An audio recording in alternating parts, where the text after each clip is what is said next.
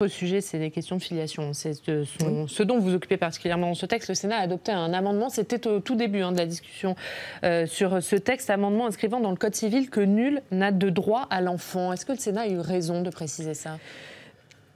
C'est évident, je ne l'aurais pas précisé, et c'est la raison pour laquelle j'avais fait valoir un avis défavorable du gouvernement. Je ne l'aurais pas écrit parce que quand c'est figé dans la loi, cela peut donner lieu... D'abord, il faut en mesurer l'implication. Qu'est-ce que cela veut dire concrètement ? Qu'est-ce que cela veut dire concrètement ? Nul n'a de droit à l'enfant à partir du moment, encore une fois, où on ouvre la PMA à des couples de femmes. Donc, moi, je ne l'aurais pas écrit dans la loi. Ce que signifie... Mais est-ce que vous allez le laisser, maintenant que le Sénat l'a inscrit ? Est-ce que vous allez le laisser ? Nous reverrons au moment de la navette parlementaire. Je ne suis pas favorable, à titre personnel, à laisser cela dans la loi, dans la mesure où c'est quelque chose qui est déjà complètement acquis dans notre jurisprudence, par le Conseil constitutionnel, par le Conseil d'État. Je ne sais pas quelle est la plus-value de cette disposition dans la loi. Et donc, encore une fois, sur le fond, c'est absolument exact.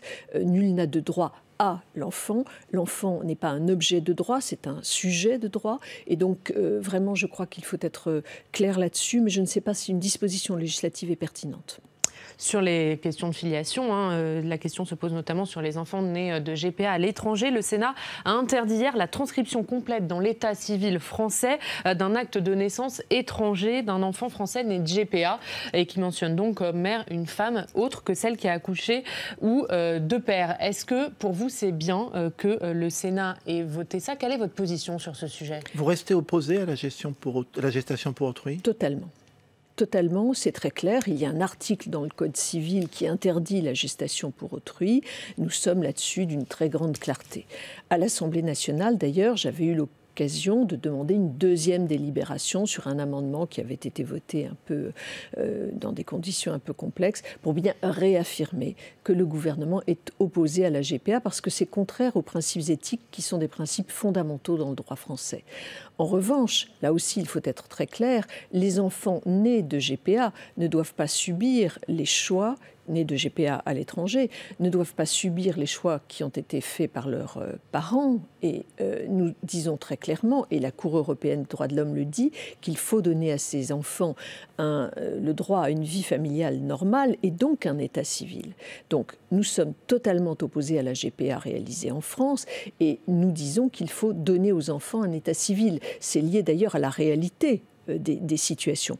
Et cet état civil... Mais concrètement, qu'est-ce qu'on fait ? Parce qu'on pense à cette décision de la Cour de cassation qui a validé la transcription à l'état civil d'enfants français nés par GPA aux États-Unis sans imposer la mère d'intention. Alors qu'est-ce qu'on fait pour ces enfants ? Est-ce que c'est si clair que ça ? Très concrètement, nous sommes, le gouvernement est favorable à l'état du droit antérieur à la décision de la Cour de cassation du 18 décembre dernier. Je m'explique.